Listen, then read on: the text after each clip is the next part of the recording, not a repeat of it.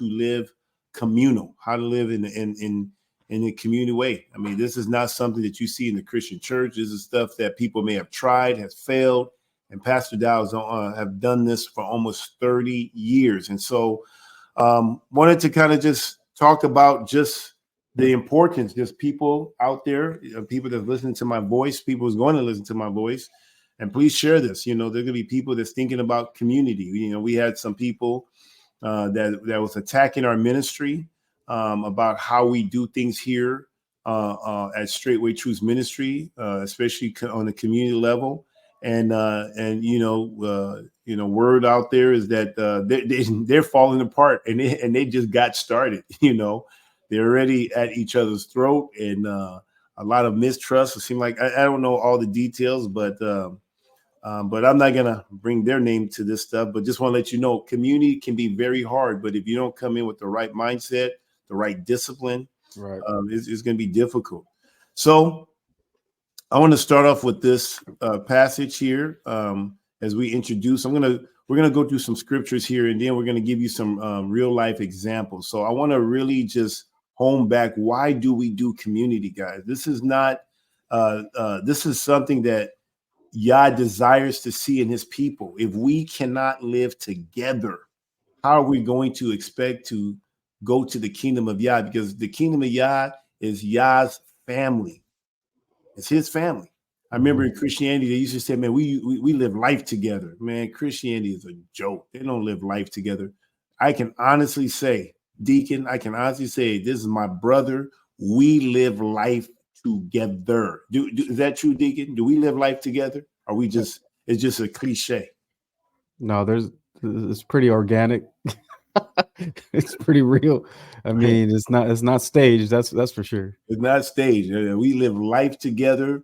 We butt heads. We iron sharpen iron, right? Mm-hmm. There's things that when you got people coming from the world with their individualistic mindset, selfish ways, you're gonna have clashes. And as we continue to, as the more we do this, the more we become one. See, one mind. See, look, we got here one heart, one mind. I don't know if you guys can see that. You see one, and see that right there.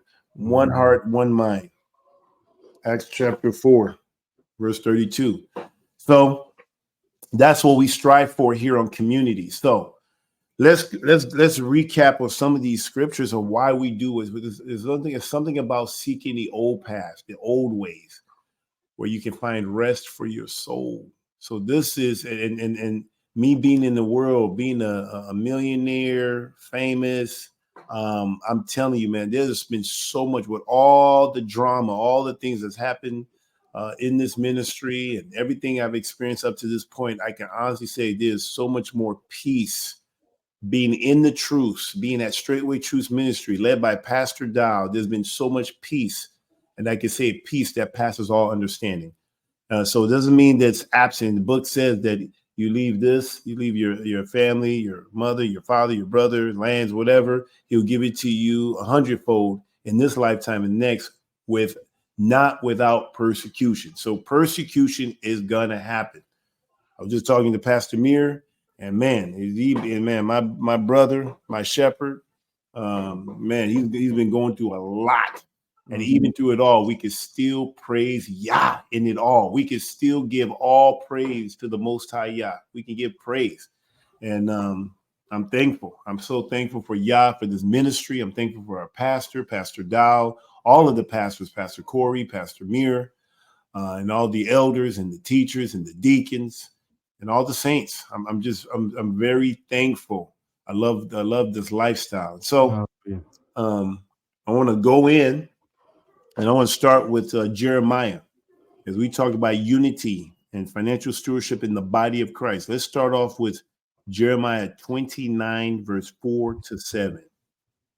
It reads, "Thus saith the Most High of hosts, the Elohim of Israel, unto all that are carried away captives, whom I have caused to be carried away from Jerusalem unto America." Babylon. Yeah.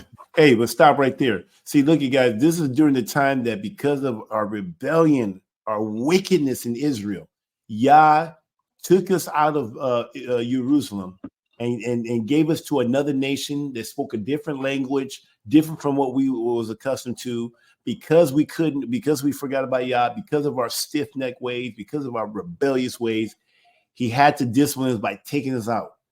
And just Jeremiah telling people, hey guys, it's over. He's leaving. And so Yah's giving the people instructions of what they should look, how they should live when they're no longer in Jerusalem. And that's like us, guys. We are in modern day Babylon. This is Babylon. America is Babylon to Yah's people. We've been scattered in all four corners of the earth.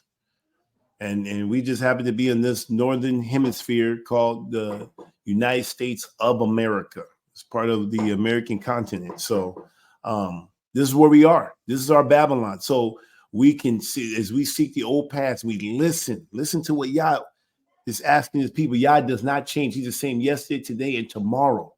And look what he's telling the people that's being carried out. He says, I've caused you to be carried away from what? Jerusalem, unto Babylon. We have been carried away. And what does he tell us to do, Deacon? Read. It says, build ye houses. Build ye houses. This is why Pastor always talks about building. This is why we are in the business of building houses. We have two businesses that are into the building industry. We got one brother. We got brothers doing building framing. We got other brothers doing plastering. So this is what we do. And what should we do? Just build them and do what? And dwell in them. And dwell in them. Read. And plant gardens. Plant gardens. See, we have gardens. See, I think my shepherd pastor Dow telling us, hey, make sure next time I come out here, you have a garden. We start off with something small. Now we got a nice garden here. Praise Yah. We got a garden here. I mean, it's fruitful this year, man. We have big cabbages. I mean, man, we eating off the land, and there's no chemical, no type of pesticide or anything like that. It's all natural. Oh, now I'm talking about you. I mean, it's bountiful, man. We're gonna do a series where we're gonna show you just little things that we do here on community, and this is not even the ideal spot for us. We're looking forward to the day that this property sells, so that we can move down south, be closer to the hub, and so we're looking forward to that day. But while we occupy until that moment comes when Yah puts it on somebody's heart to come and buy this land, we're ready to go. We're preparing. We're just like we're preparing to enter in and to make it to go to the kingdom. We're preparing for the day that Yah will move straightway Wisconsin, straightway Praiseland down south. And so we're not going to just sit here and say, well, when we get there. No, we can prepare now. We don't have to prepare for some type of travesty. We can prepare now. And a lot of stuff we're talking about today is about preparing. So if we do it now, when the shit hits the fan, we're not all of a sudden scattered and trying to figure out what we're going to do. We're going to keep on moving because we've been practicing. This is how we live life anyway. So we're not going to be impacted when things start happening around us in the world. We're just going to keep on going. So anyway, keep reading. Build houses, dwell in them, plant gardens, read. And eat the fruit of them. Which we're doing. Okay. Take ye women. Take ye women. See, look, it says take women and do what? And beget sons and daughters. See, so now you just take these women, you're going to have to lay with these women and produce sons and daughters. It's not just to have a woman so she can look cute and you can have her on your arm and say, hey, look, I got me a woman. No, it's to put seed in that woman so she can produce sons and daughters. You know, I know people get on me. You guys know my saying. Everybody knows. Anybody that's listened to me know that I always have a saying that I'm trying to produce 94 seeds, sons, daughters, mix it in there, but I'm trying to have 94 babies.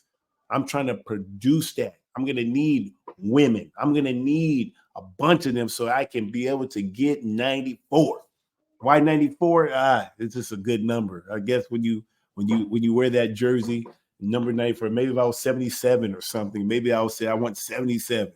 But 94 is a good number to shoot for. But hey, it's just a number to shoot for, right?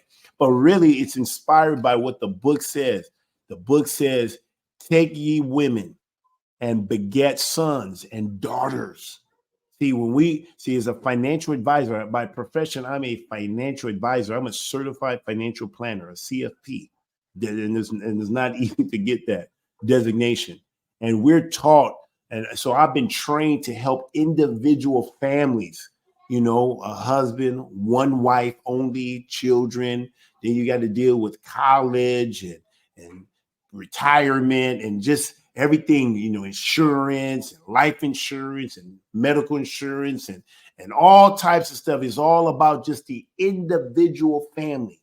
And now that I've been on community living it, now I'm a financial advisor when it comes to now community, because now I have experience and I see where it could be expensive to do community. Is expensive. I mean, man, we're spending thousands. I'm talking about easily hundreds of just with the food. I mean, well, you're not getting close to 100 with the food. But so we said, man, you scratch your head, says, man, we got to find a way to cut down the cost. And then if we're required to have women and sons and daughters, man, that's a lot of mouths to feed. So we got to find a way to make more money. We got to find a way to cut our costs down so that we're not.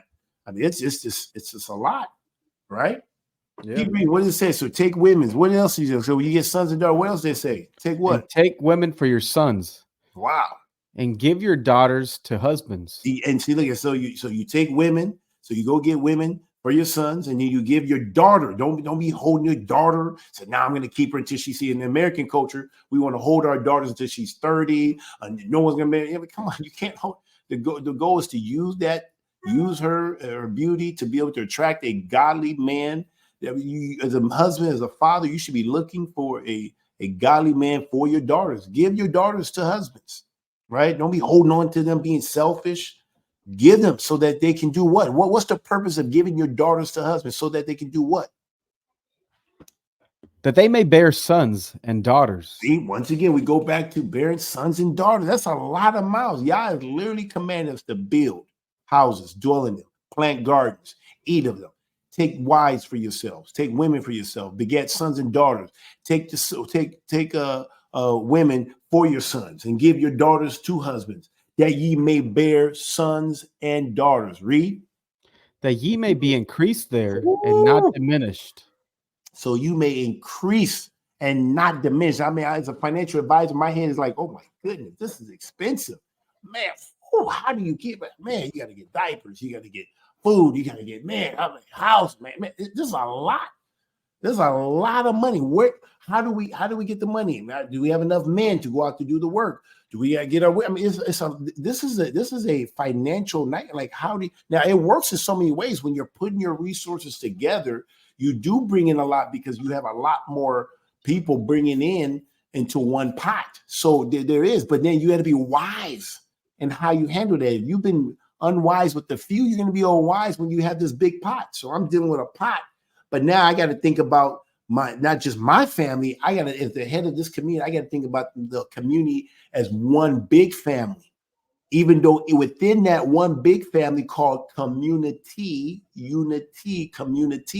common unity, within that there's different households, husbands, head of households within that community. And I'm just over the whole community. So I got to make sure that all community members, their needs are met. It costs money. I'm telling you guys, I watch the books, right, Deacon? I mean, do we? Oh, yeah. I mean, it's not like this. I mean, I know every dollar, every penny that's spent on this community. Exactly. And so I want to share with you guys, like, man, what we do here. But let's keep going through this passage here. This is our introduction. Read. Revelations 18:4. No, is that what it? No, Jeremiah. Yep, that's it. No. No. Okay, yep. Increase there and do not diminish. Okay. Yep.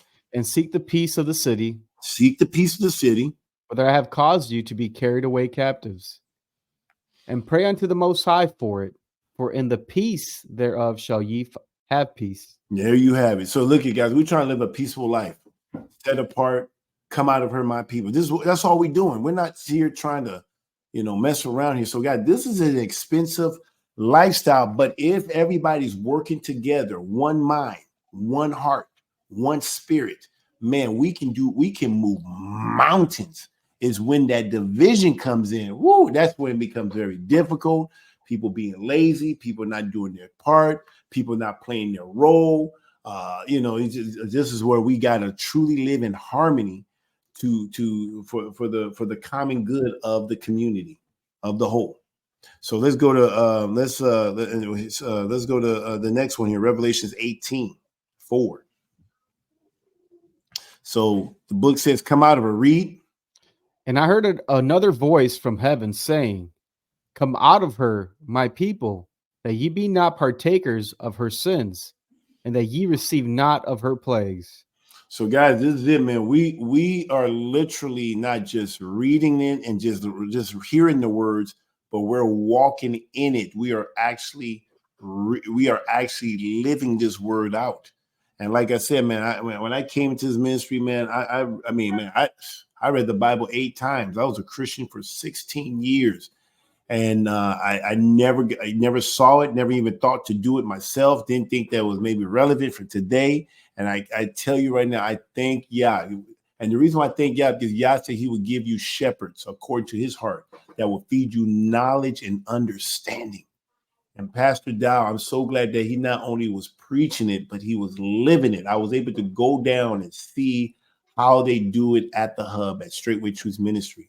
And it's inspirational. It is very inspirational, but it requires obedience. It requires true love for the Messiah. It really requires. You can't do this and just, oh, this is a great idea. This is a great financial. No, you got to have a love for Yah to make this thing work. And so this is good. So we're coming out of her, my people. But in that, what do we got to do? We got to build houses. We got to plant gardens. We got to take women for. We got to be with these women. We don't just have these women just to look at, just so they look pretty. We got to put babies in them, right? We got to plant seeds and produce sons and daughters. We got to get women for our sons and give our daughters 2 husbands. We can't be selfish. A society has taught us to be selfish. They said, man, having a baby is expensive. Man, man, how many babies you have? Like, man, you have 15, 20. Oh, man, that's expensive. Man, so they have taught us in this Western society to only have 1 or 2 babies. You have your son, your daughter, you shut it down, you get your little picket fence, you build your house, and you live your little individualistic, selfish lifestyle. That's what we've been taught in this country, in the public food system. That's what they've been teaching us. That's what they've been telling us. And then when it's time to break up your home, they're able to break it up so easy because you're individuals. It's easier to break up. It's easier to break up homes when you're individual, when you're not in a community, when you're not in a tribe.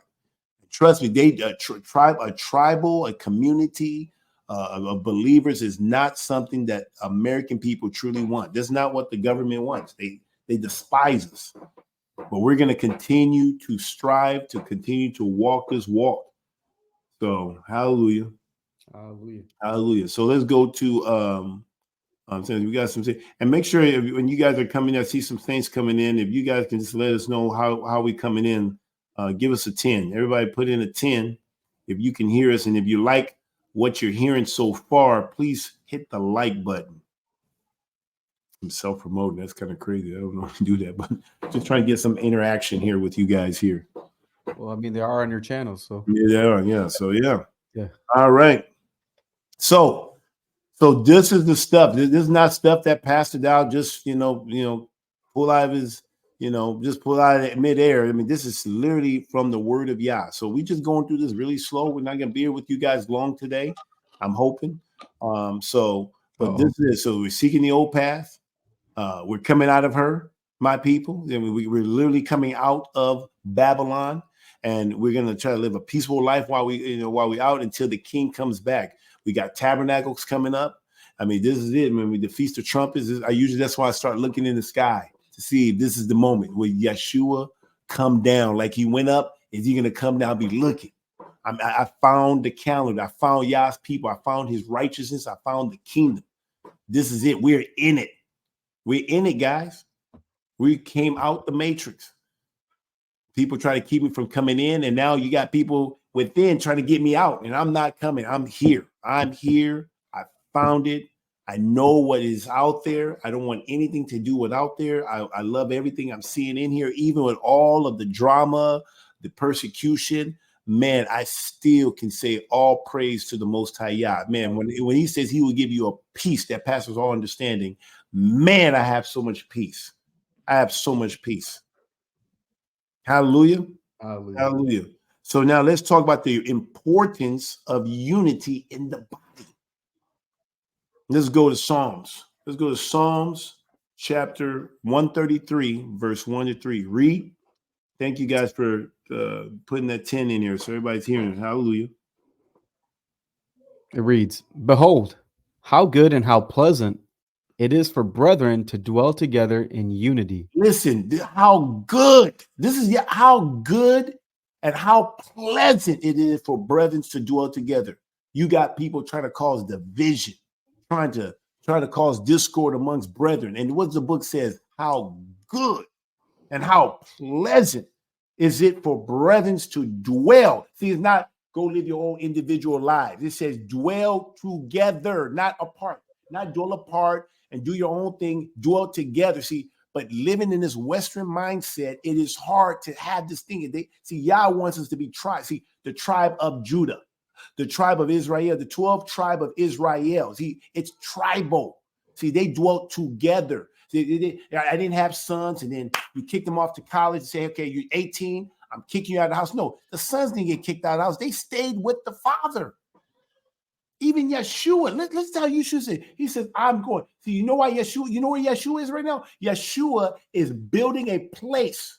He says, I got to go back to my father and build a place to prepare a place for you. He's preparing a place at his father's house. He's the son, and he's preparing a place for his bride in his father's house. See, we talk, hey, I keep 18, I'm kicking you out.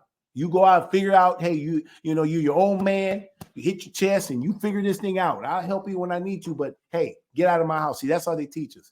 And see, then the world takes our sons and daughters and then they use them for their means.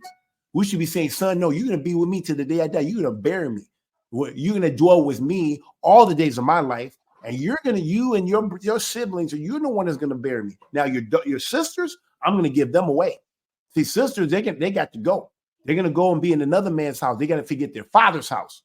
I'm father. You're going to forget your people. You're going to forget your father's people. And you're going to now be, submitted and intertwined with that man, assimilated to that man in his house and his people. See, that's what they don't teach us. They say, well, that's old school. That's old school. Now we're doing something new here. See, they want to do something new. So we're sticking to this book. It says, behold how good and pleasant it is for brethren to dwell together in unity. Read. It is like what?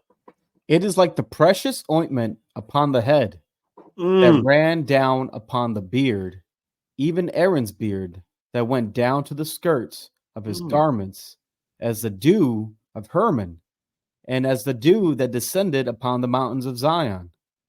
For there the Most High commanded the blessing, even life forevermore. Man, can you relate to that? I mean, look, I got a beard, but I don't got the beard like you. I'm ridiculous, man. I mean, I know you put oil on your beard and stuff like that.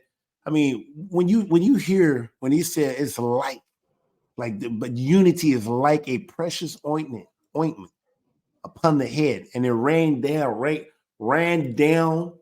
the beard. You was telling me, share what you was sharing with me.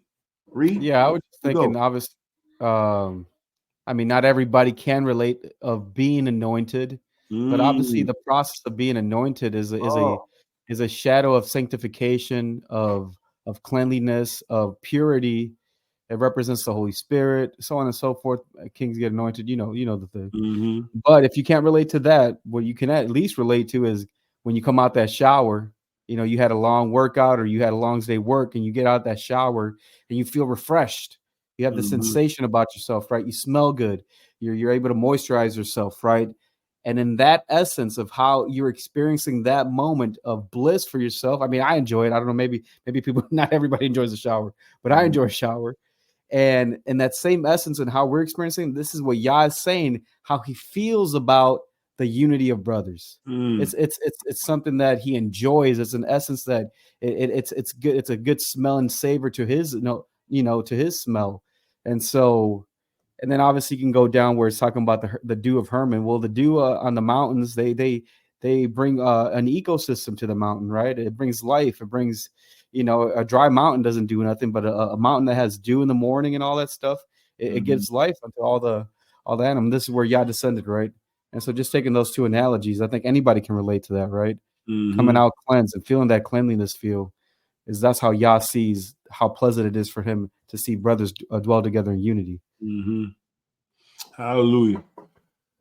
Yeah, we got some people here in the chat. I don't know. I see a lot here. I'm not reading too much of everything. Is that? It's the one person looks like he's just supporting. Bless you, brother.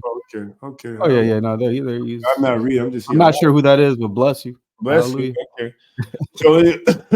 So anyway, so guys, unity is so important, and we live in a world that says that this is the United States of America. Bullshit. United we stand, divided we fall. But America is so divided. Look at the political atmosphere. Look at the landscape in the political realm. You got Democrats against Republicans. I mean, look at to the point where now they're trying to shoot somebody. With the assassination attempt on Donald Trump. I mean, it's just so divisive. This country is so divisive.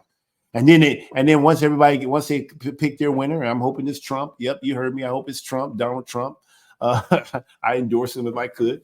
But anyway, but you got once you get a winner, they supposedly now we got to get everybody back together and get them united. It's just crazy. And then you do this every 4 years. This can't be. This is not what Yah is not looking at America and say, God bless America. I mean, which God are they talking about? It can't be Yah. The God of the Bible. It can't, right?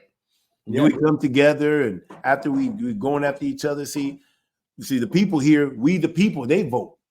They're the one that determine who their king is going to be. See here, the way Israel, Yah anoints. Yah is the one that chooses shepherds. He puts people over us. He anoints. Like I didn't ask to be an elder. Yeah, I'm an elder, but I didn't ask. I promise you, I didn't ask.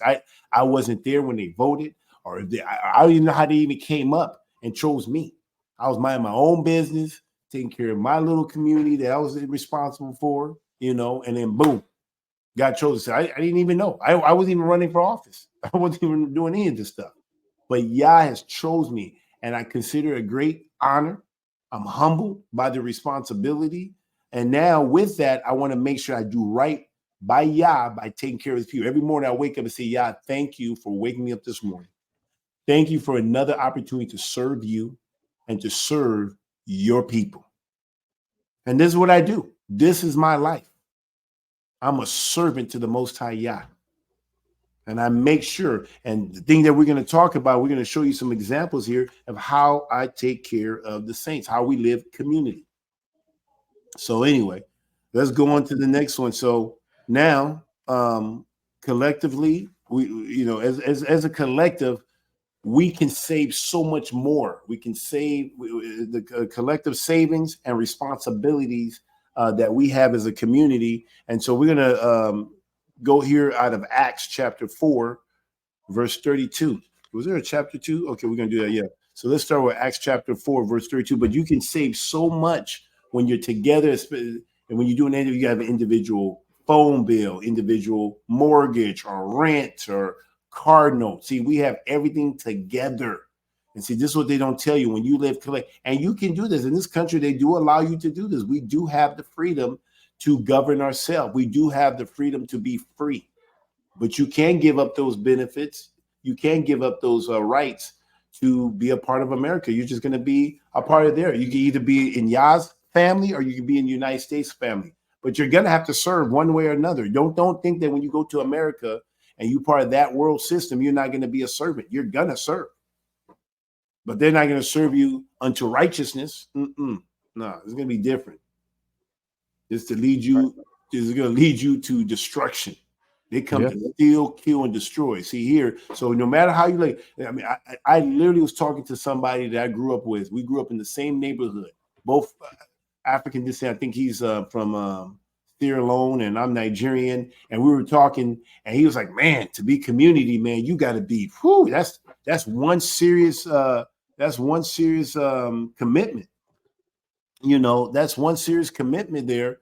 and everything. He said, man, are people free to do this and people free to do that? And I said, to do what? Like, can they go on vacations? I said, yeah, we go on community paid for 3 vacations a year. We are commanded to go on 3 vacations. What are those 3 vacations that we go on, Deacon? Passover, Pentecost, and Tabernacles. See, 3 vacations. How many people? I mean, we're commanded to go on vacations. Now you say at the minimum, that's 42. Minimum. That's 42 days a year, by the way. 42 days a year that we take time off to feast and be with the brothers and sisters of all Straightway Truth Ministry throughout the United States and all over the world. So I mean, we do that, you know. And then I asked his brother, I said, so hey, let me ask you, man. Do you go? He said, man, it's tough right now. It's tough. I just like the idea of knowing I can go on vacation if I want to, but right now, you know, I'm struggling with some funds right now. I'm struggling right now. I'm like, wow, that's interesting. So you have the perception of freedom, but you're not free, and we have the perception that we're not free, but we're free. I even say, hey man, you got a woman, right, man? Yeah, man. I mean, you feel like you're the head of your house, you know, happy wife, happy life. Oh, nah, you know, mama ain't happy, ain't nobody happy, you know, all this stuff. But then, see, once again, you live in your individualistic lifestyle. You're not keeping the Torah, and you're in a relationship where you're oppressed. But then you got men here, supposedly because they're submitted to a man, like in this community, they submit to me. But each man would tell you that they rule over their home. Deacon, do you feel less of a man being under my authority here at Straightway Praiseland? Do you feel like you're the head of do you feel like you're the head of your house, or do you feel like, man, I don't even feel like I'm the head of my house because I got to submit to another brother, or I got to submit to pastor? Tell me, I mean, Deacon, I mean, I can't speak on that. I feel like I'm the head, but this is easy because you're not like under pastor. So how about you, Deacon? Do you feel like you're the head of your house? Yeah, I mean, I think if anything, I feel more empowered in this dynamic because I have. What did you say? You said you feel more empowered. The guy I was speaking to, he did not feel empowered. He's like, oh, I can't do that. I can't do that. So why can't I can't do that? But you said you feel empowered now than you did before. Why do you feel empowered, Deacon? Because I'm surrounded by brothers that support the same objective that I do, which is community living and making it to the kingdom. So, and then we have a patriarchal system. So it keeps things very organized in that aspect without these women acting a fool, knowing that, hey, your man's kind of got support, so you can't really act a fool. You know what I mean? Because in the world, what do? You can't trust anybody around you. And most of the time, they'll be supporting the women. And in this objective over here, the men have probably 90% of the support in the community. You know what I'm saying? Mm-hmm.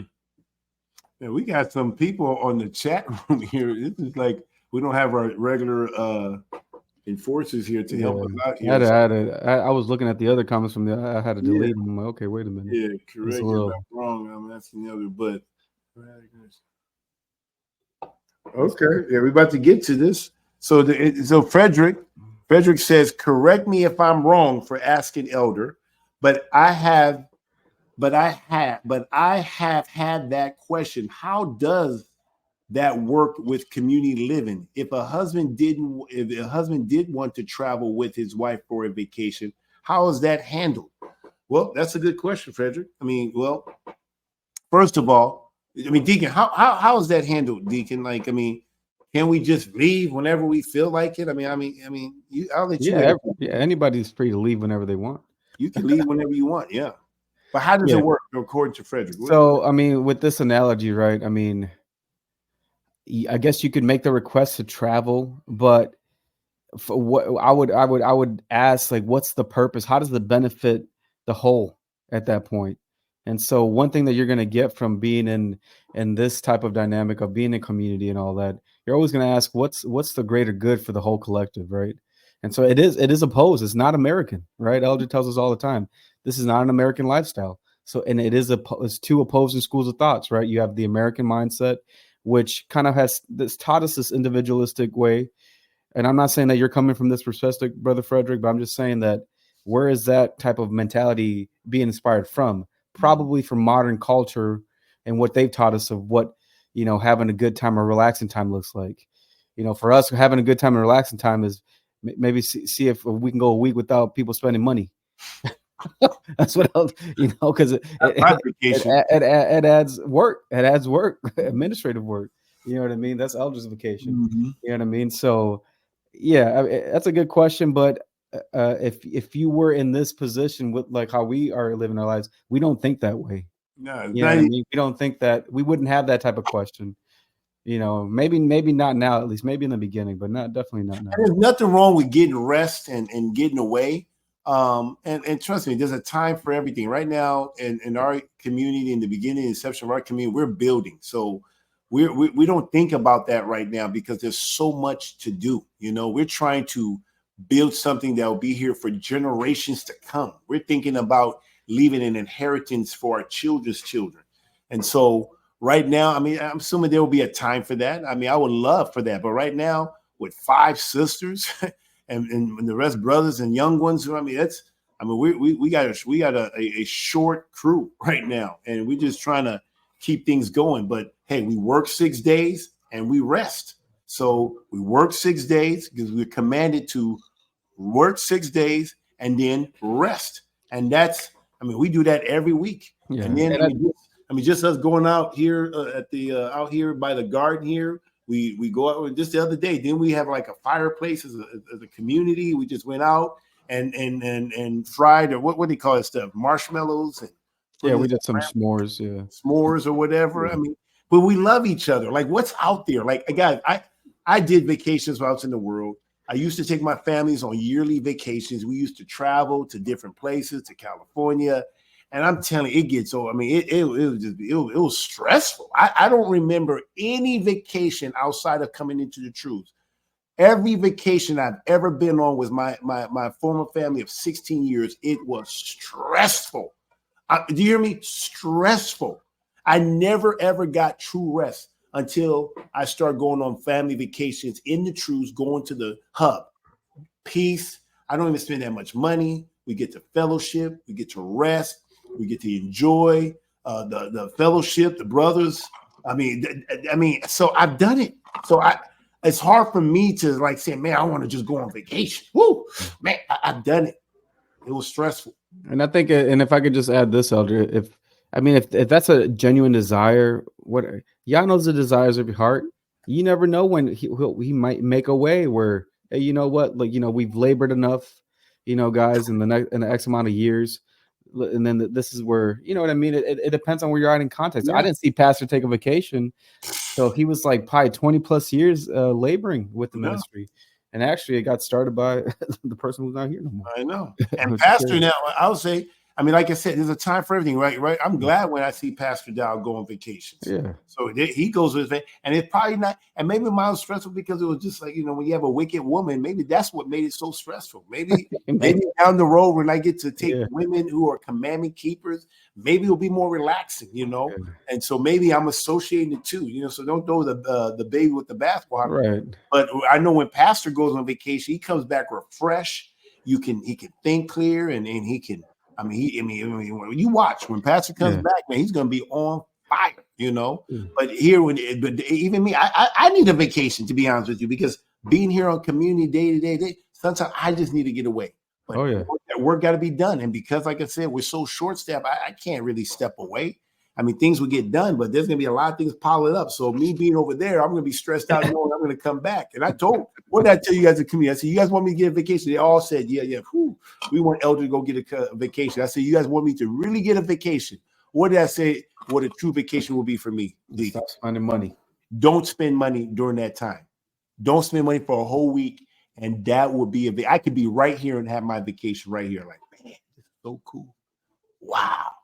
You know what I'm saying? Yeah. But that's not going to happen, So, there'll be a time. There will be a time. I'm not against vacation. I'm just telling you that that's just not something, as our young community, as we're growing, that's just not something that we be thinking about, Whoa, what the? So, man, I don't know what's going on.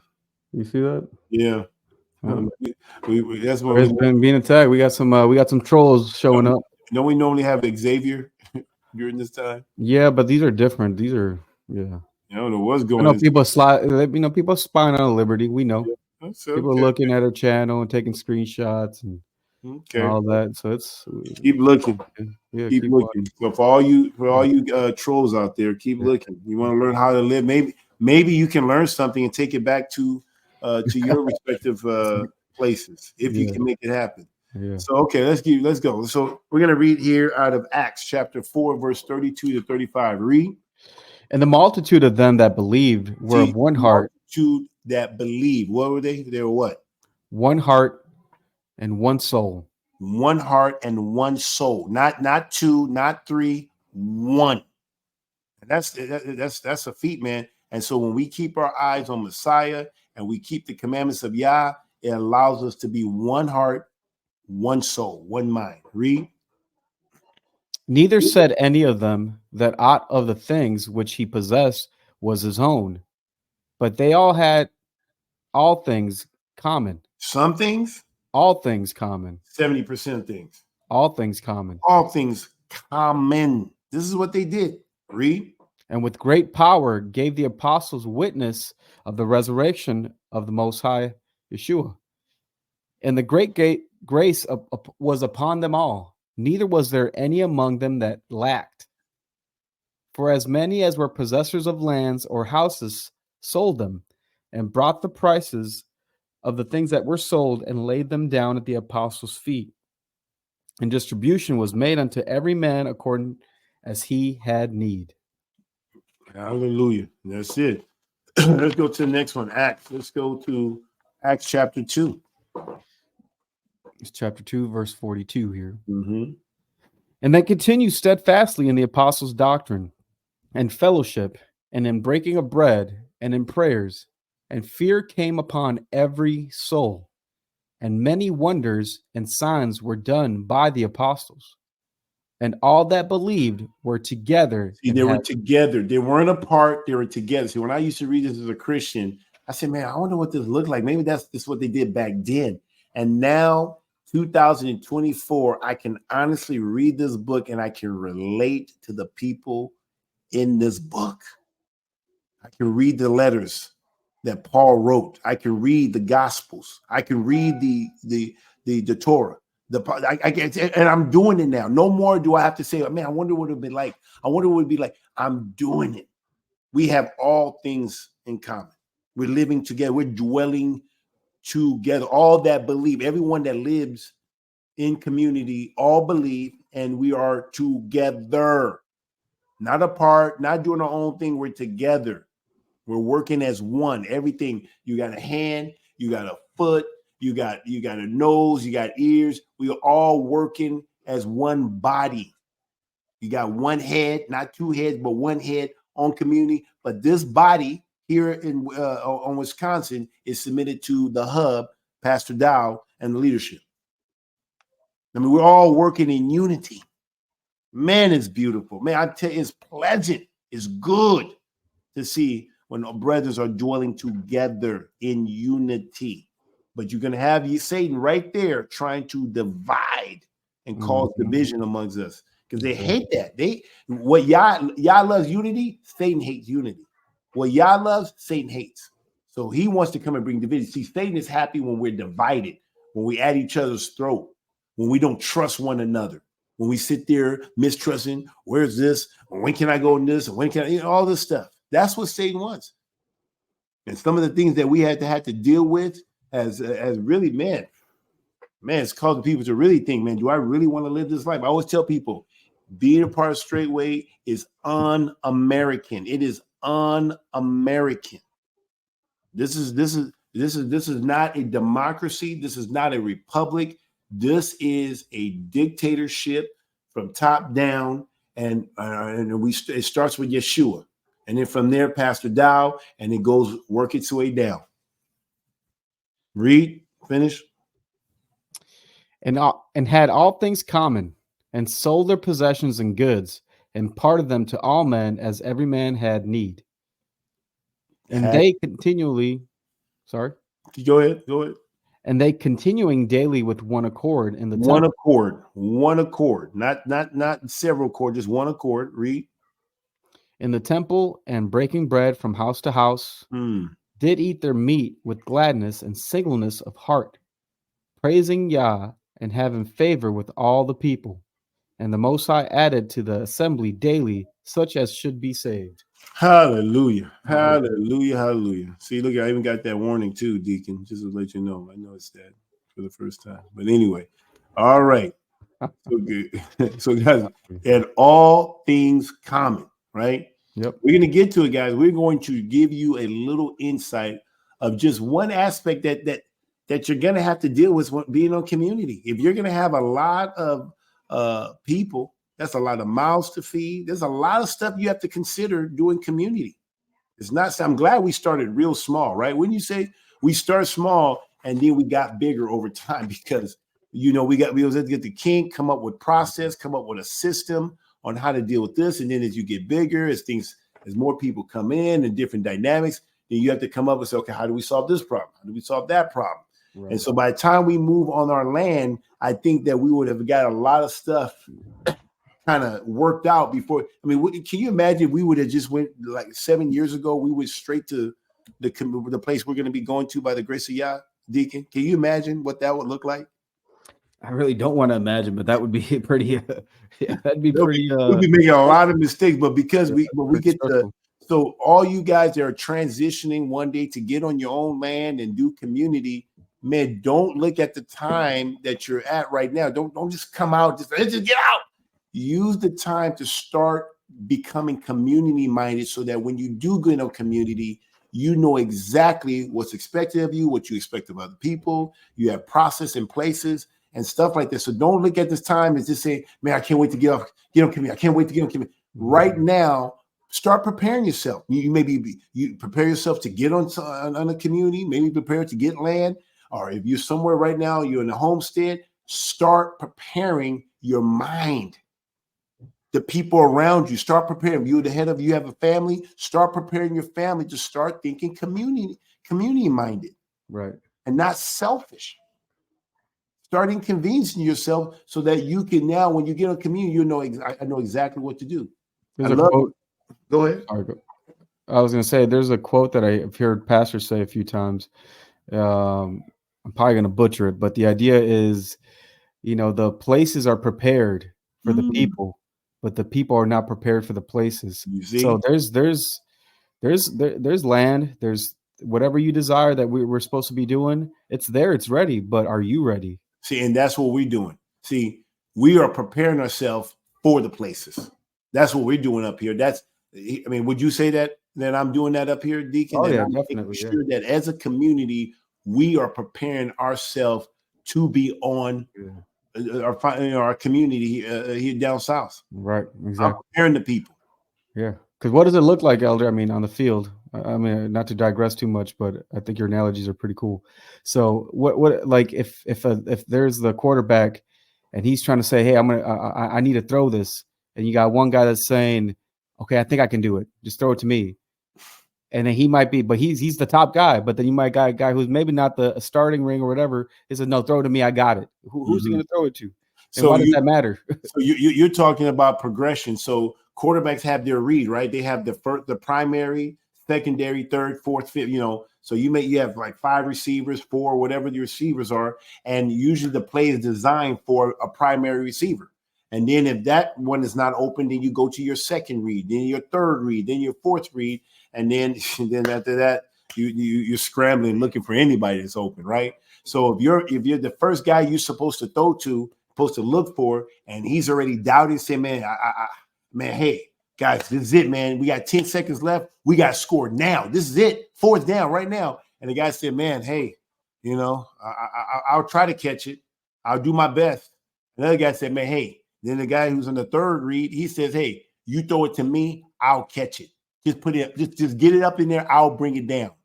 So guess what that quarterback said? "Man, that guy's confident. He's all winking too. Like, hey, throw it in my area." So now when I get down green 23, set up, he's gonna go in there. He's not gonna even look at it first second. He's gonna go straight to number 3, because number 3, he was speaking with so much confidence.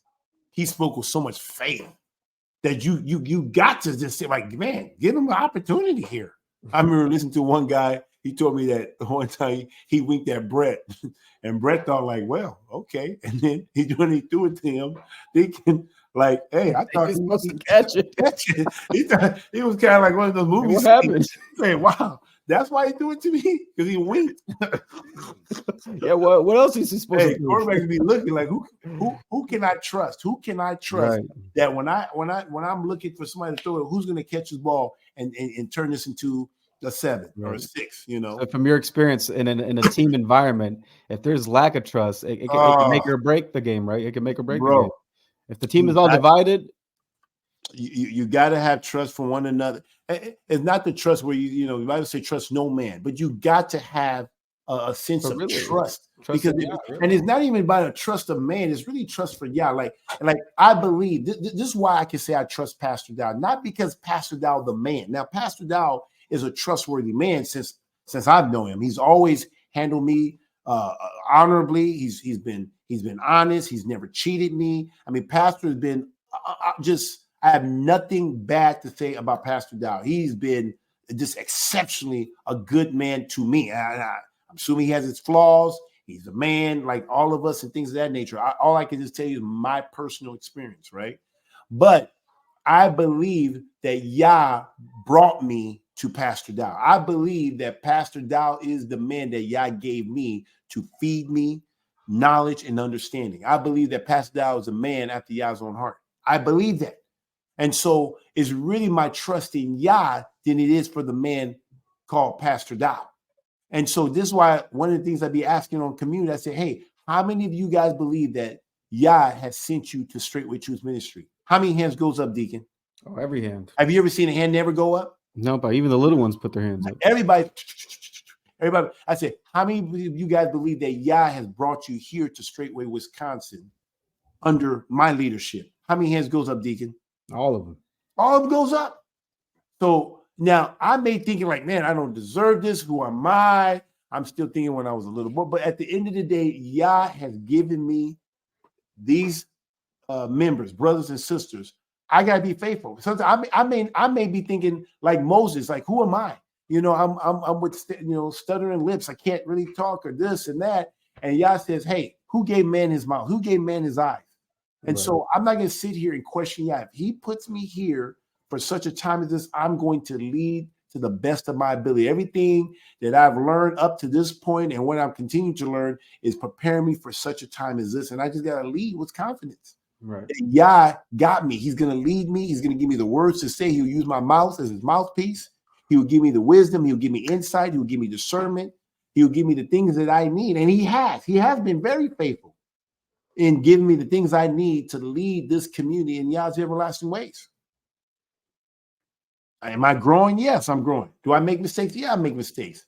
But I learn from that. I get back up. A righteous man falls 7 times and gets back up. Right. So you got to have trust in Yah. And if you have trust in Yah, it's going to help you to be able to have trust in your brothers and those who you labor with. Does that make sense? That makes sense, yeah. So my source of my trust is not in man, and it shouldn't be in me, but it should be in Yah. And then you got to trust this. And even if this person do it, like King David and King Saul's situation. I mean, that was a bad king, but all of a sudden, just because he became bad doesn't mean he's no longer Yah's anointed. He's still Yah's anointed. Yeah, he still trusted in Yah. King David had a trust in Yah. Trust in Yah. And he had the opportunity to take into his own hand, and he did not take into his own. Twice he had the opportunity, and he didn't do it. Right. People egging him on. He says, nope, I'm not going to do that. That's Yah's anointed. And then when somebody told him that he killed King Saul, he said, you did what? And you did not fear Yah? You didn't fear Yah, that you would touch Yah's anointed? And I mean, you look at modern day, people don't even care. People just, and all these people that put their mouth on Pastor Dow, look what's happening now. Just you watch all those people putting their mouth on Straightway Truth Ministry. Look what's going to happen. Mm-hmm. I don't have to say nothing. It's just gonna happen. So Yah is good, man. Yah is good. So you got to have trust for one another, for this one mind. That's how it worked on the football team. I may have not liked my we had a guy named Nick Barnett, 2 different lifestyle. He's a great guy, but our lifestyle was pretty different, And he was younger than me. I'm thinking I'm smarter than him. I'm more mature than him. But at the end of the day, he was the middle linebacker. If he called the play we had to do what he said to do. I couldn't sit there and argue with him in the middle of the play. If he called something, we did it. He's the shot caller. He's in the position to if he wants to call an audible, he has the right to call an audible. Now, if it's not the right thing to do, guess who? That's not my job. Guess whose job to get on him for calling the wrong audible? His coach.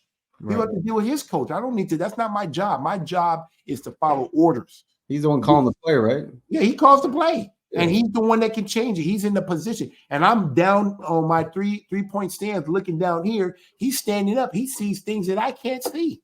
So am I going to sit here and trust in my own understanding when you got a guy who's in this strategic position? He can see what's out there, what the offense is dealing with while he's making an audible call. Because ultimately, he's going to hold the highest point of responsibility. He has the highest responsibility, just like a quarterback does. A middle linebacker has the highest responsibility on the defensive side of the ball. Yeah. So, but if you want to sit there and looking over your shoulder and not trusting this guy, man, it's going to be hard. You got to trust the guy next to you. You got to trust the guy behind you, and hope that everybody's going to work together and do their job. I'm not even worried about what everybody does. I'm so busy trying to do my job and making sure that I'm not the liability on the team. I don't have time to be sitting down and worry about if the coach is doing his job and the guy next to me doing his job or the guy behind. I'm so busy trying to make sure that I'm an asset to the team. I don't have time to be sitting here wondering if pastor's doing this or this person doing that, because I'm so focused on making sure that I help the whole by doing my part. Does that make sense? Yeah, but if everybody does their part, then you wouldn't have nothing. Yeah. And if I'm not doing something wrong, somebody who's in authority or whatever will make the correction, and then I'll make the correction because I love the team. I love the community. I love the ministry. So I'm going to make the correction I need to make to go from being a liability to being an asset.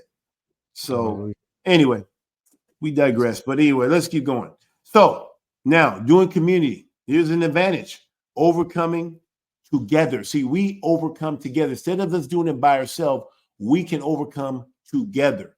Let's go here to Ecclesiastes chapter 4, verse 9 to 10. Let's read. 2 is better than 1. It says, 2 are better than 1 because they have a good reward for their labor. See? Mm-hmm. For if they fall, the one will lift up his fellow. But woe to him that is alone when he falleth, for he hath not another to help him up. All right. So, guys, 2 is better than 1. Many hands make the work what? What's the saying? Many hands make light work. Makes light work. Many hands make light work.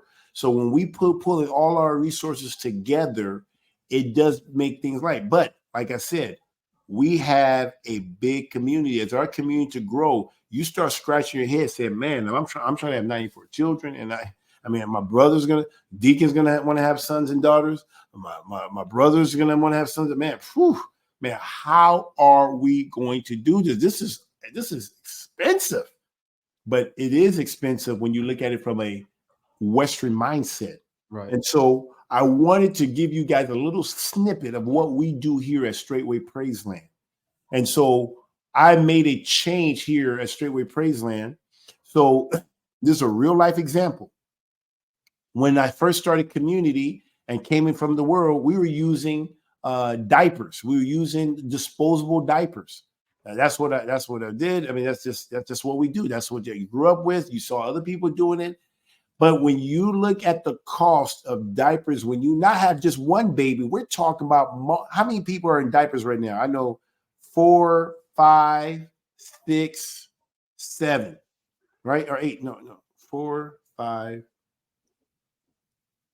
4, 5, 6, 7. So we have 7 babies right now in diapers at Straightway Praiseland. Is that right?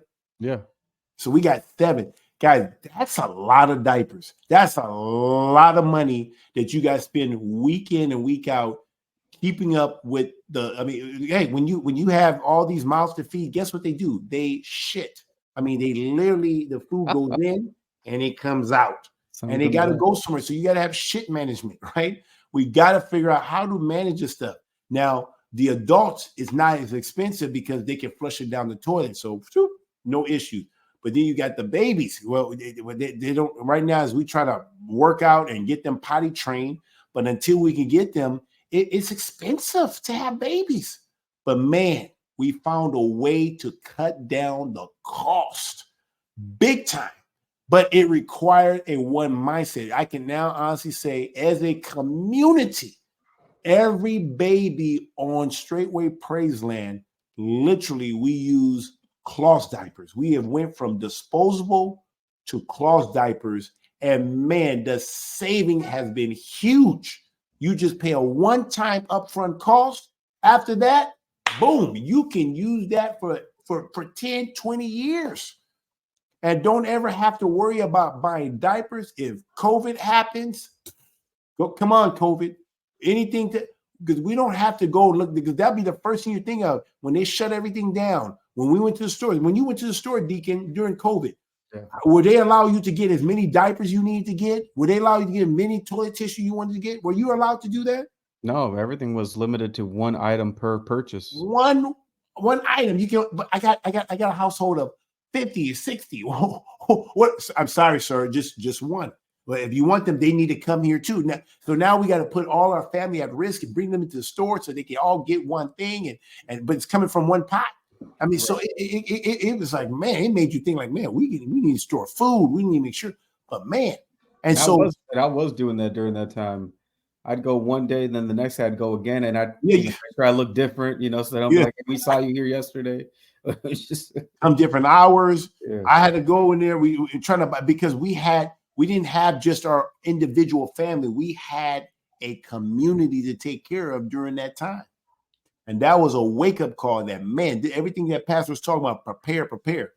So now we moved from the cloth to the from the disposable to cloth. Now I know that a lot of people use the cloth more for backup if when shit hits the fan and they're using disposable.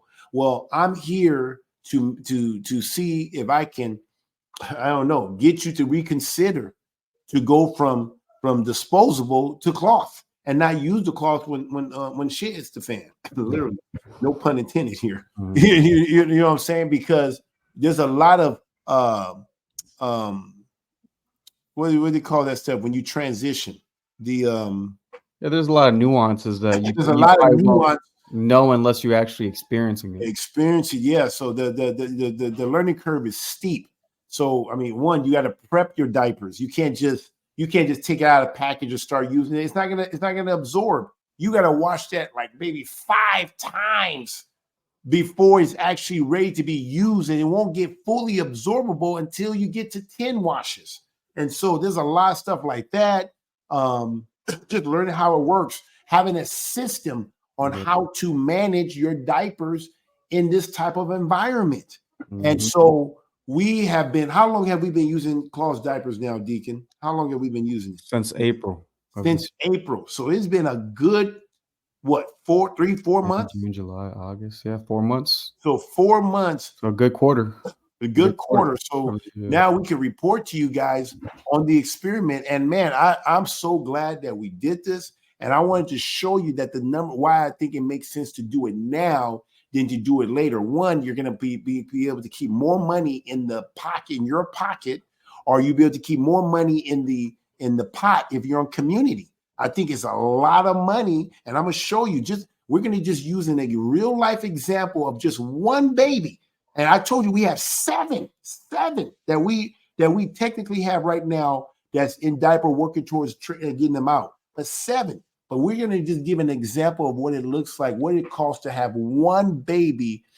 And we're going to give you some numbers. So I kind of went to my financial planning mindset, and I want to show you guys something here. So a 1-year supply of diapers, just 1 year. And we're talking about from 0 months from when he's born to 12 months. 1 year supply of diapers is $1,000. We went in right last night. That includes newborn, size 1, size 2, all the way to size 6, pretty much. So we did the math, right? It came out to be $19.93. And then you got wipes. So we kind of gauge based on how much wipes we go through, right? So a baby, probably, an older baby probably poops, like you probably changing diapers 7 times a day. But a newborn is 14 times.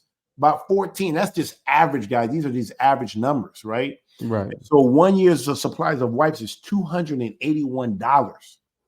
And then if you're, now we decided to go with this route, but we use goat milk, powdered goat milk by Meyenberg. And that came out to be $1,139.88. Now, some people use formula or what's the other one? Yeah, I mean, this is we're just going off of the Israelite mindset that we would try to do something more organic, more organic, yeah. But I don't know. We have that number. Do we have that number? No. Yeah, it's going to come up later. Okay. Right now, we're just on first year. So if you're like, so this is it. So for the first year, you would have spent $2,441. We're talking about close to $2,500 the first year for one baby. Now, if you take this number that we're looking at, I want to show you what I'm talking about. This is what I be thinking. I'm thinking like, okay, yeah, you're telling us that we need to have wives, we need to have sons, daughters. Then we got to get our sons women. We got to give our daughters. Okay, the daughters, we probably may get something for that, but man, this is expensive, right? So take this number. If you take this number 21, I'm just going to do 2,500 just to kind of round up here. 2,500, right? If you times that by 7, that's $17,000, $500 just for our babies right now. That's $17,000 if this was how we were doing. You guys seeing this? So let's go. I'm gonna show you. So I'm just showing you. That's $17,000. Now this is based off of one baby. Now this is just one baby. But how many babies you have. So if you have a household, if you have 3 households in your community, 4 or 5, and they all having babies, and we're not even talking about twins, just or maybe really back to backs. That's expensive. $17,000 just on diapers, wipes, and milk. So, boom, this got me thinking real quick. So I'm a financial advisor. My thing is, how do we do this in the most cost-effective way and be able to save money so we're not using it for somebody? Because this will discourage somebody from having babies. So people look at me crazy, man, you are 94, man, that's expensive. See, I can have 94 babies and still save a lot more money than you do because I'm going to be more cost efficient when I do it. Deacon, am I lying? And we're seeking the old path. So we're seeking the old path. So let's go. Let's go to the next slide. So this is the second year now. So year 2, okay, that was the first year because you got a new baby. He's going to be growing, boom, boom, boom. So then year 2, when he's 12 months, between 24 months, the year supply, you may start going now to pull up training pants. That's $566. You still got the wipe situation, got to poop. So that comes out to be $848 the second year. So second year is like, woof, thank God we got through the first year, man. But then you start thinking, do we really want to have a baby? That's a lot of money. Let's wait 2 years. Let's wait 3 years. This is why people don't want to have so many babies. I get it. It's expensive. You got to work double time just to be able to get diapers. That's just basic needs. Let's go to the third year. Third year, same about. It comes about the same, right? Pull-ups, training. By that time, he should be getting out of diapers. Boom, 800. So it's cheaper the next 2 years. Right. But this is why people probably wait because it's expensive for them. That's why maybe people have baby showers or stuff. I mean, I don't know. If you're getting all this other stuff, and we just talking about diapers, guys. We haven't even got to clothes. We didn't get to all the other stuff. We're just talking about just the basic needs of diapers, of how expensive this thing can get. But I want to do the word that the word says increase, do not decrease. I don't want to have this Western mindset. If Yah says that we should do it, then I want to do it Yah's way. There's got to be a better way to do this stuff. And guys, we have found a better way. And I wanted to share this with you guys. And it's all about relationship. See, if you're gonna be a father, you're gonna have babies, and they're gonna be pooping. This is how you do it. Mm-hmm. All right. Go to the next slide. So, first year, 1,000 with the wipes. You got 13,000 when you combine that with the wipes and powder. Goat is 2,400, right? Now, if you use if people go with the typical doctor, the formula, wherever they have out there, that actually is more expensive. So going goat milk you saved about $1,500 right there, 1 year supply of baby formula, right? Yep. So if you went with the baby formula route, that could be close to 4,000. So some people are paying $4,000 the first year with baby formula. But because of our Hebrew ways, we said, "No, we're gonna just go with goat milk powder." Boom, 2,400. All right. So now look at this, guys. So look at the first year. This is the first year, $2,441 with 1 year diaper, wipes, powder, goat, boom.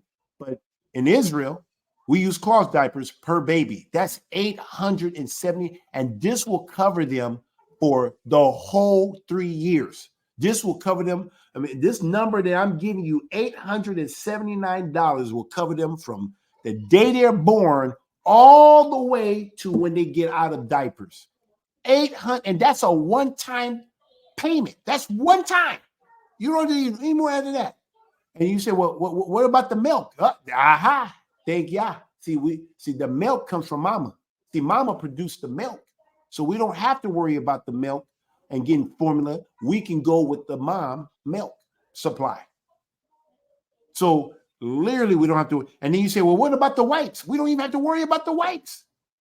So we're going to show you what this $879 is compiled. And in the first 3 years, look at the 3 year. If you look at the first 3 years of one baby, $4,183. And that's what I'm assuming including the formula, correct? That's the highest, right? That's everything, yeah. Because they're only on formula for the first year. Yeah, the second year and third year we didn't include it.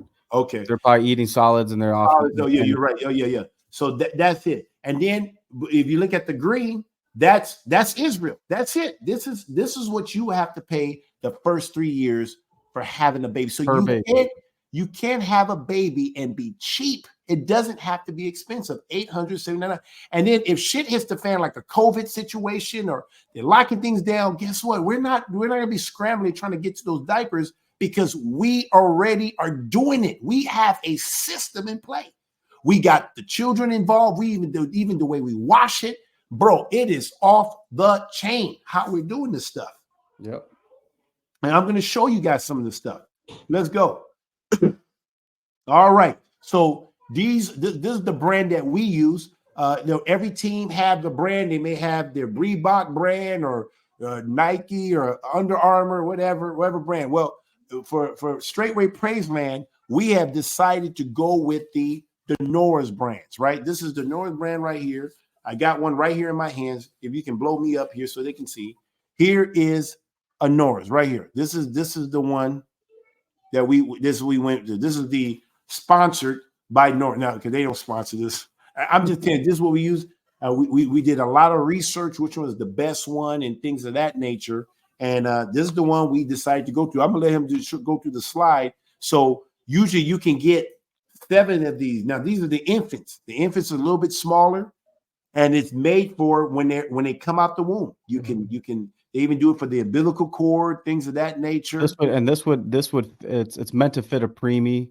Yep. Even a preemie, yep. All the way up to 12 pounds. All the way to 12 pounds. Can you blow that up and reduce me? So they even do it for the umbilical cord. So we thought this is the best one. You have to clean it every 2 to 3 days. You don't want to go longer than that because it can start getting smelly with the ammonia and stuff like that. So you want to get enough diapers to cover 3 days worth, about 3 to 4 days worth, so that you can continue that cycle. And so I think we wash these diapers 3 times a week. 3 times a week. I think we're going to try to add a 4th one, maybe. I'm going to show you how we're doing that and how we're being efficient with it. Go to the next slide. Here's this all the brand. These are this is what now when they get out of the preemie, this is the one that goes from 10 pounds to 35 pounds. Literally, you can train them right out the diapers with the next one. And that's what this is. I got one here. This is the one from preemie all the way to 12 pounds. And then this one is from 10 pounds to 35 pounds. And so it's pretty nice little deal here. You can kind of see. Comes with this kind of comes all in one, so you don't have to really do much here. There's so many different things you can do here. You can go to different levels. They get bigger. You can kind of expand. So when they're small, you snap it to the lower one. You know, you kind of snap it to the lowest one when they're really small, and then as they get bigger, you know, you can snap it like this, and then when they get bigger, you put it on this way. Yep. So same thing with this one. This allows you right now the way this thing is set up for a little one now, maybe a 10 or 11. I think he's 13 pounds, and as he gets bigger, you know, you can go to the next level, and then boom, full. So I know my 2-year-old, and you can use them as pull-ups too as they're training. And they got inserts. You got inserts. You see that? So this is the shell. This is the insert, and then you just wash them. You know. Mm-hmm. So anyway, let's keep going. So that's done right there. And now we have something called overnights. These are the overnights because now you could double up on the Norris and put two to maybe do the overnights, but we actually got one called Glovia. Oh, one button. Is that the brand? It's called Grovia. Oh, okay. Grovia brand. But this is in Grovia. They have a brand called One, and this one it can hold a lot more. So this can probably hold up for 6 hours. So when you're doing overnights, when they're sleeping at night, we go to this one because it can absorb so much more than the Norris. Because the Norris you have to change that within 2 or 3 hours. I would say you probably don't go more than 3 hours, but yeah, 2 hours. Yep, these are the overnights here. Yep. And this is included in the 800. This is included in the $848 that we showed you guys here. This is part of that. So everything we're showing you, everything we're going to show you that we use here at Straightway Praiseland is part of the $879.99. So when that amount includes pretty much a little bit over a week's worth. So then it gives you time to do laundry and clean these up. So, which I'm sure you have enough to clean it. So you get like 3 sets or 4 sets of 7 or the 14. You get enough for 3 days, and so that when you're washing it, and by the time you dry it, air dry it, we do hang dry out here. We do hang dry, let the sun bleach it and dry it is pretty nice. If that doesn't work, we can do it indoors. Use fans, use dehumidifiers to get it dried up. But we prefer sunny days, and then you can use the dryer. You can use the dryer, which at low, you want to use low heat, on these things so that it don't get messed up. Right. So exactly. So now, and then here is the wipes. You have baby wipes. So we use cloth wipes now. We don't use the disposable wipes. These are wipes that are actually reusable. So we use it. It comes with everything you see here. This is part of that $879. We use the wipe. We fold it. It's color coded. We wash it. It comes with a little a mesh bag that you can put in the laundry to clean it. And that gets cleaned every 2 or 3 days as well, whatever we use.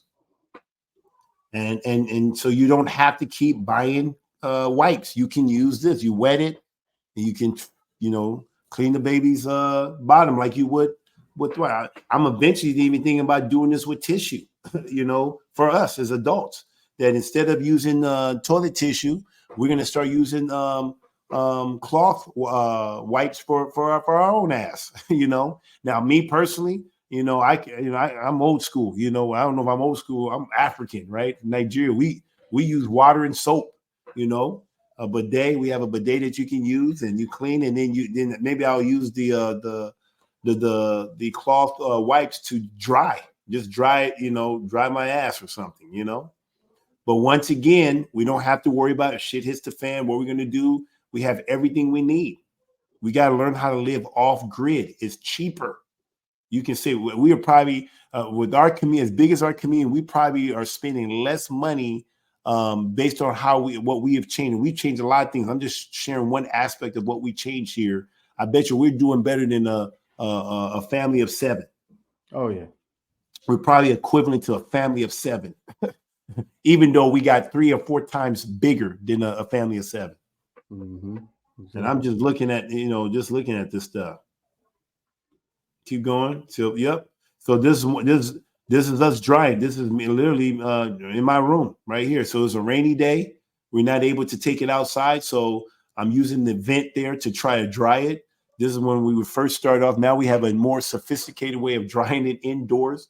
I can't wait to do community. When we get on community, I think I'm going to have a drying room on community for indoors for rainy days, But we usually put it in the bathroom and put some fans on there because you just need wind. How did y'all get rid of the flood? A lot of them went back down, but there was wind. The wind came in and got rid of it. So you put fan, and it helps to dry it out. And you kind of put the exhaust fan, so all the humidity that it creates, because it does kind of the moisture have to go somewhere. And I even got really fancy. I just put a dehumidifier in the bathroom so they can suck out the moisture, and so it can dry. And you can always use the dryer. If the dryer doesn't work, then you can do it this way. But this is what we do on rainy days. So that's some ways you can organize it. Organize it, And another thing too, you get too, your house don't smell like shit like before, man. Deacon, does the house smell like shit like it used to? Nah, the laundry room was struggling for a while. Man, because you put it in those champs, and you putting shit just sitting there for a week. And then it sits there for a week if you gotta wait for the trash to go out. And I think we were taking up so much trash just for diapers. I think we took up 2 canister that they put on the street just for, we had like, how many bags we had? 96? We produced what? 96? Remember that number? I don't even remember. Yeah, it's coming up later and when Okay. Keep going. Yeah. We can play this video if you want. Okay. So explain a little bit. So there's ways, they have old ways of, dump and swish, how to clean the diapers. I wanted this to be a good experience for the community. And this is not an expensive thing. I think this is a great invention. But the ways that you can clean the diapers, especially the side when they do number 2, you want to get rid of all the solids, right? And you can utilize the toilet now. So now instead of that shit staying in your trash can and you wait a whole week for it to go out, you can literally have this all go down the toilet just like everybody else. So this is the way you save money. So I'm gonna let this video play so you can see. It's called Spray Mate, and everybody, on the community, it costs like maybe $30. I think it's less than $30, like 20 something bucks. But everybody on the community that has babies have one of these Spray Mate. So I'm gonna let Deacon play it. I'm the Spray Mate, and this is my pal, the Aquas Bidet and Diaper Sprayer. And we're here to make your life easier and less messy when rinsing soiled items in the toilet, like reusable cloth diapers, bedpans, baby and adult potty seat bowls, undergarments, upset stomachs, dirty or muddy shoes, food bibs, and many more of life's messy moments. My unique design is especially useful for rinsing reusable cloth diapers. Just place me on any toilet, clip on the messy diaper with my spring clips, and rinse at full pressure. All the dirty water instantly goes down my drain without splattering you or your bathroom. I also include a handy reach tool to stretch the diaper and rinse the elastic area around the legs.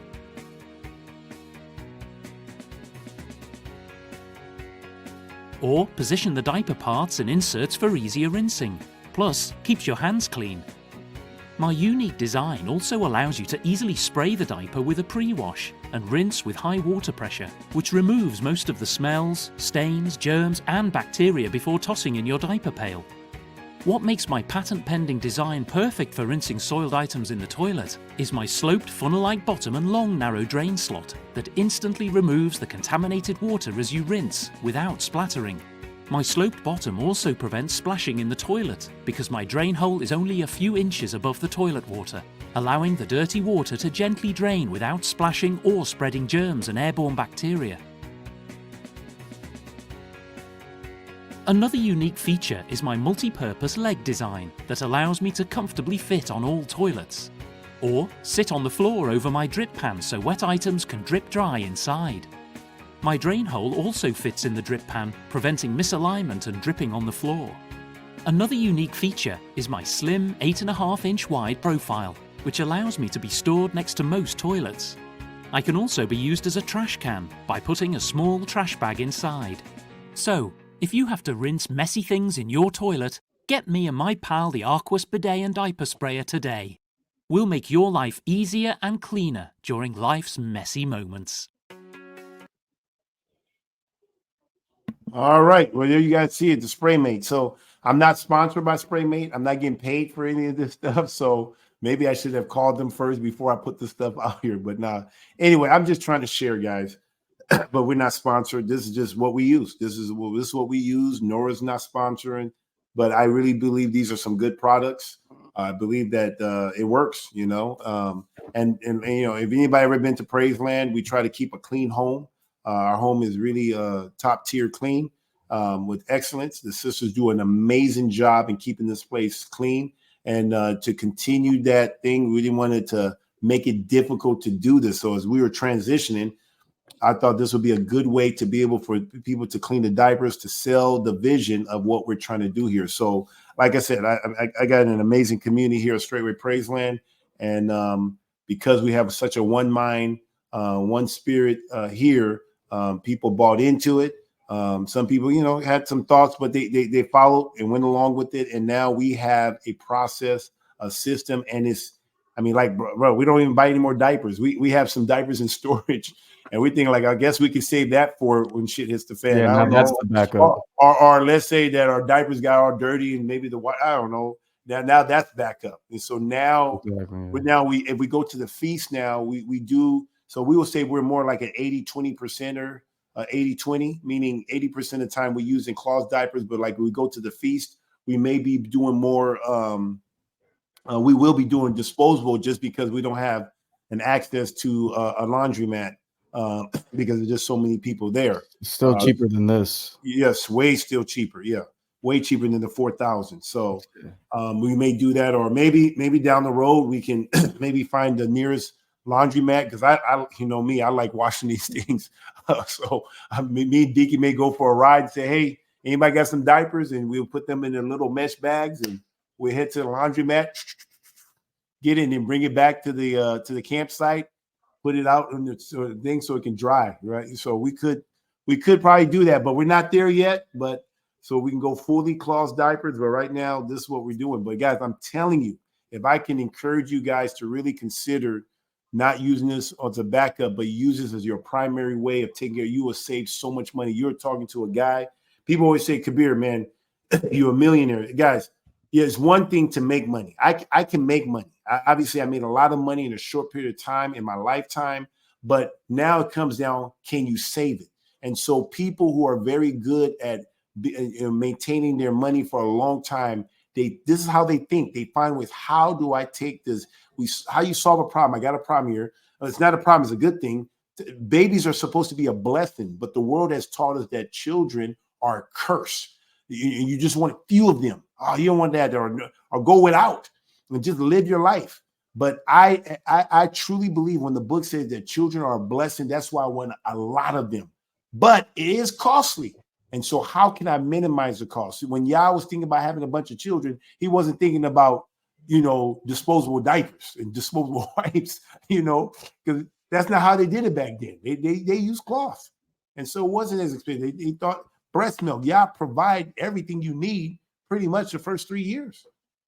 You know, I mean, he does it for the rest of your life. So anyway, I hope you guys are seeing this stuff. We got more slides here? Yep, we do. Yep. So guys, this is where, so as a community, we went from being, it's a difference between tribalism and individualism.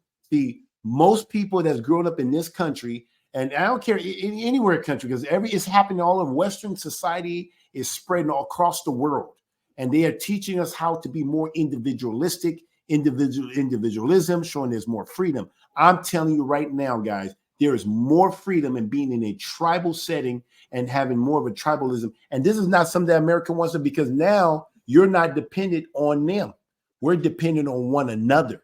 And so now I can truly love my neighbor as I love myself, because my neighbor is my brother, is my sister. You know what I'm saying? This is what it's all about.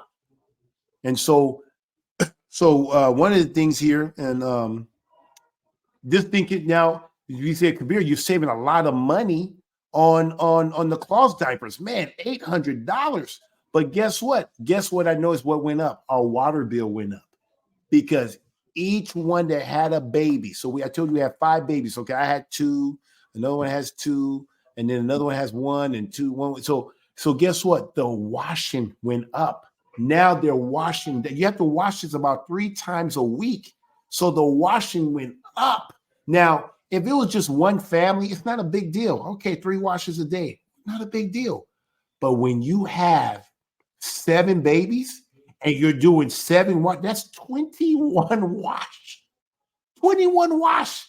That gets expensive.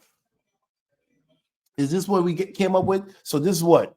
This is based off of 20 gallons. What is this? Yeah, this is what we used to have in the primary area. Yeah, so 3 wash. So we were doing 3 wash. So that's 180 gallons. And you take that number and times it by 7. What does that come out to be? If you do 3 wash, what's 180? Let me do 100. So you got 180 gallons times 7. That comes out to be 1,260 gallons of water per week. So then I'm thinking like, man, okay, we save here. Now it's not as much because you don't see this until every quarter, but it got me scratching my head. Man, I mean, because everybody was washing their babies' diapers. Now, maybe 7 is probably not an accurate number. Let me do 1, 2, 3, 4, 5. So it's really 5. So you take 60 times 180 times 5. That's more. So 900 gallons per week.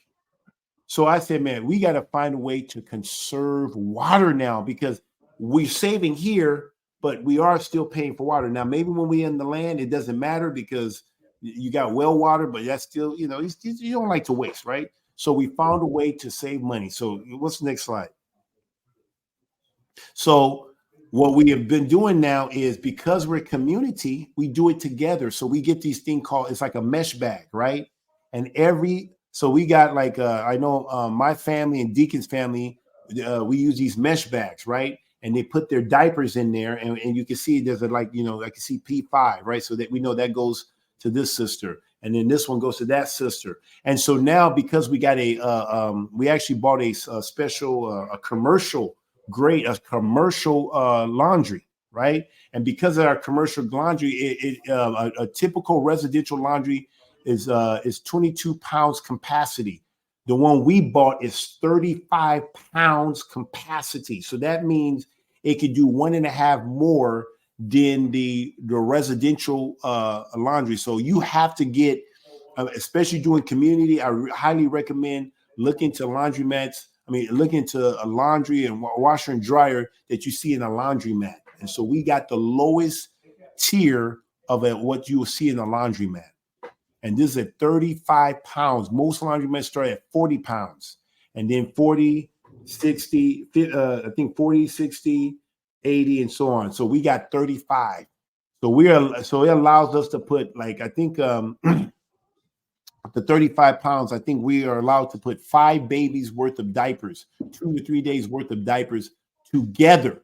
So we just took our 9 washes, where everybody doing it individually, and we were able to condense that with 1 wash. And then once we wash it, we just hang dry it right there. So we was able to reduce that. So we went from, if you see here, 26 gallon times 3 gives you 78 gallons per week. And then when we put it together, so when you do it individualistically, it's 78 gallons. When we did it together, we were able to only use 13 gallons a day. And that's in the secondary laundry area. Okay. Just together or separate? Because it's throwing me off a little bit, this number.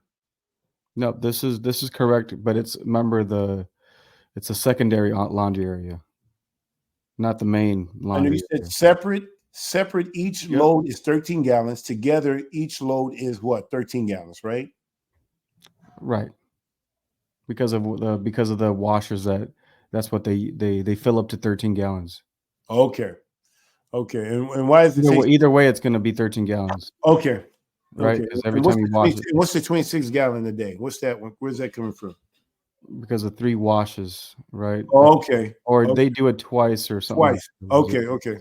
Yeah. But anyway, guys, so we were able to. Let me see another slide.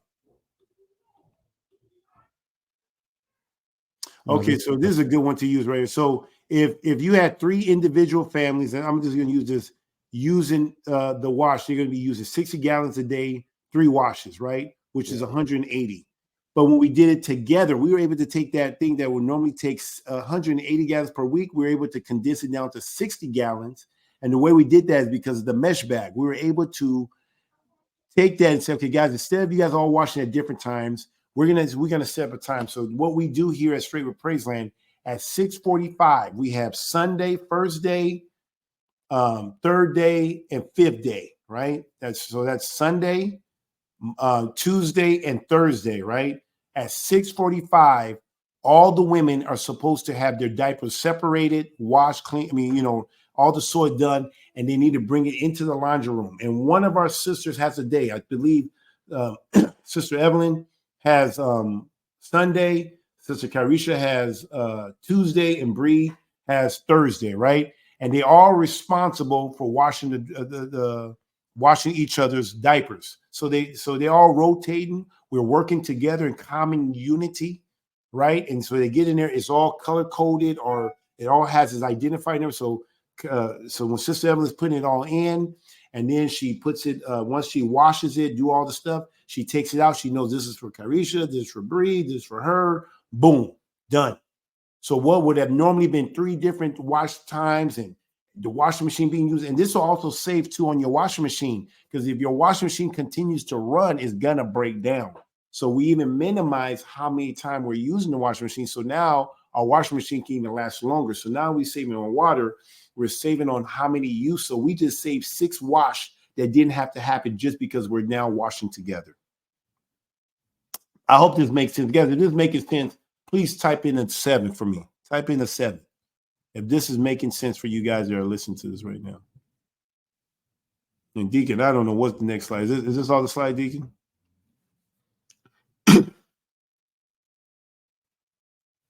All right. Anybody getting this? All right, 7. So by grouping our laundry's loads, we are able to condense the amount of load and be more efficient with our time and save money by using less water. Yep. And we got those videos out there where you're doing your walkthrough. Okay, show that. Let's show why everybody's typing this. I'm gonna show you guys our setup for our washing machine, our laundry room. Go. All right. Hey, shalom, saints. Hey, just wanted to share with you guys, being on community. One of the things that we learned, we used to have some old washing machines and it didn't last because you just have a lot of bodies, a lot of things that come through here. So we got a commercial grade washing machine and dryer. You can see LG. These are commercial. This is not something that you can get at Best Buy or anything. You have to go to the place where they get the laundromat. So anyway, we got this is a 35 pounds capacity washing machine. 35 pounds. Most people deals with residential is 22 pounds. And so you're gonna need a good washing machine. So this is what we use to clean our saints' clothes, but we mostly got this also so we can maximize doing diapers. So anyway, just wanted to show you what we use. Even the dryer, same thing, same capacity. It's fast, it gets to the point, and it can run for days because it's meant for a laundromat. So anyway, just want to show you our setup and everything. We got 2 sets.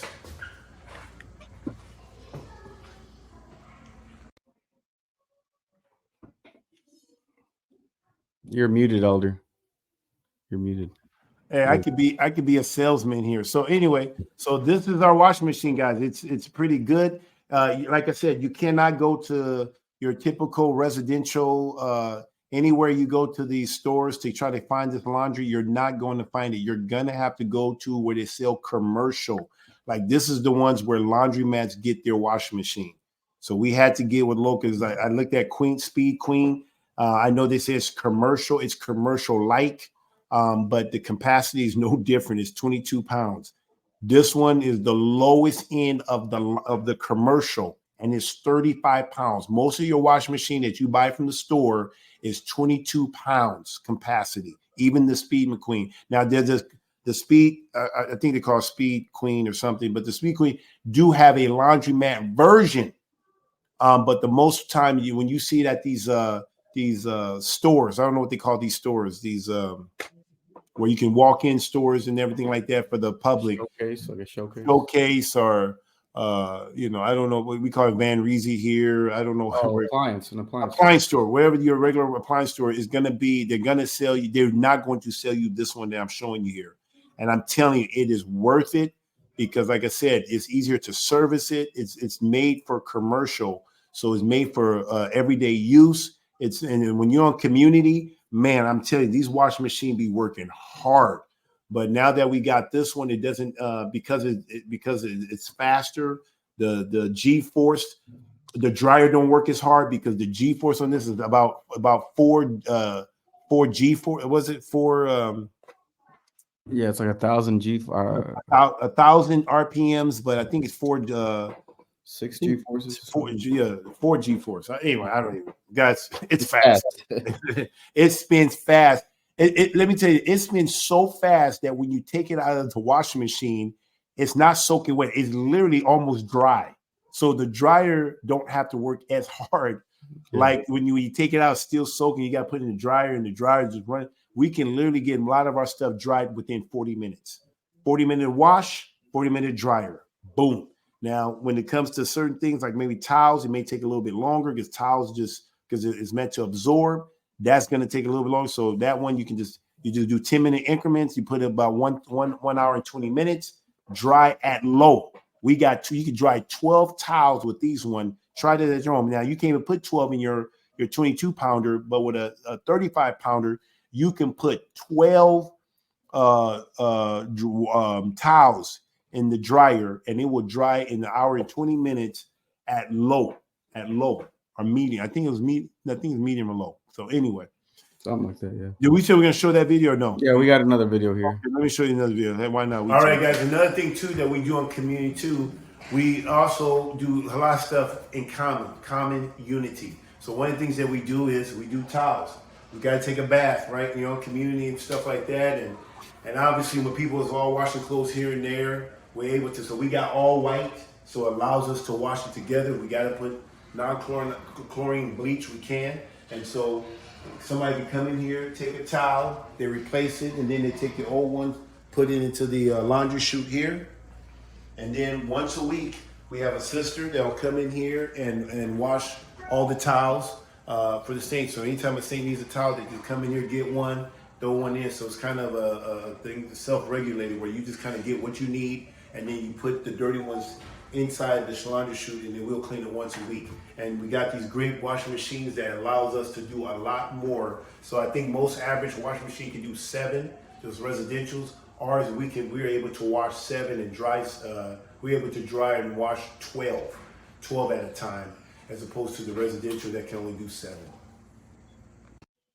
So again, once again, we're trying to be efficient. So everybody got towels, different colors and stuff like this. And, especially some of the guys, they may have their only one towel and then they got to wash it, and they're competing for washing machines, and everybody's doing all this competing. So we're trying to get to a point where we can start washing our clothes together.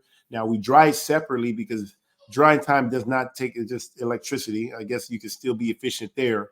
But for the most part, with the washing machines, it's very important that you don't just put one towel in there because it can hurt the machine. So you want it to be balanced. So one of the things they kept stressing is that we want to have a full load and not just have a small load. The small loads is what caused damage to a lot of people's washing machine. They don't tell you this stuff, but when you just put a small load, your thing is not balanced. And then when it's spinning fast, that thing can be off balance. And then over time, the thing is going to break. The bearings are going to start having issues. And this is why, so for these things to last long, it's better to have a fuller load than having a light load. So if you put one pillow in, that's going to mess up your washing machine, but you want to put 2 just to balance it. So it's all about balance. So like I said, you can put 12 towels in there, and it's going to wash, and you can dry it. And it takes about, and we know, I sat there and literally by hand, I sat here, took a pen, Deacon. I mean, how much homework did I do? I mean, I did a lot of Yeah, you exhausted the. I know. You know too much about washing machines. I mean, I went to the laundry, man. They were trying to tell me, oh, yeah, I already know because I've done a lot of research. But that's what I'm supposed to do as a community head. My job is to come up with systems that works for us. And so anyway, just wanted to share, just in my heart, I just wanted to share with you guys what we're doing. This is just one aspect. There's so many things. And I'm thinking I'm going to show this, just show you little things that you can do in your home, you know. But like I said, with the tile system, if I was thinking individualistic, it'd just be, oh, just for me and my household. I said, wait a minute. Let's work together. Kind of good that I played on the football team because we had to work together as a football team. You know, everybody didn't have their own little one tile and stuff like that. You put in a shoot, you get a new one, you know. And so, and we have a sister assigned to that. So they they wash it, they fold it, put it back in neatly. Boom, somebody comes in there again. And that's not just towels. We got hand towels, we got washcloths in there that everybody. So the community, I think we have enough that the community, each one can take it and still have leftover when they come in, put it in there. They can get another one. If we have guests, it should cover all that stuff. And it costs money. Up front, it costs money. But in the long run, I believe this is going to save money. It's already saving money. We're already seeing dividends. It saves time, people working together instead of everybody doing their own individual things. I mean, you still got to take care of your own household and things of that nature. But there's some things that we can do together that just helps to save money and resources. So, I mean, what do you think, Deacon? I mean, I know I've been the mastermind behind the whole thing. And of course, I love everything. I mean, I'm curious if you can do a survey and see what people think here. I'm curious to see. I don't know what people. To be fair, what does this say? No, I mean, this has been. I mean, in my experience, it's definitely been. It's relieved some more time for the women to do other things because we've been so efficient, and now the washing machines are not being used, you know, day in and day out, you know. You know, Trevor said that what I'm saying is going overhead. I don't want the please more washer footage. Okay, I can do that. What is the best strategy for other clothes? Yeah, we have a lot of stuff. Right now, it's just been more focused on diapers and towels. So, but that was just an extra bonus with the stuff I'm saying here. But the biggest deal, we are sharing because of those mesh bags. We're sharing different color clothes like throughout the week. The sisters communicate, and so there's a small light load or a dark load, and they're throwing it in the other sisters. Yeah. So we like that. I'm gonna do another show on that. I don't want to take up this time here because we gone way longer than I thought we would. But like I said, we will be sharing little tidbits. This is my first time doing a video on something like this, but I just really had on my heart. I just wanted to share. There's just a way that we can share. So I'm pretty much done, Deacon.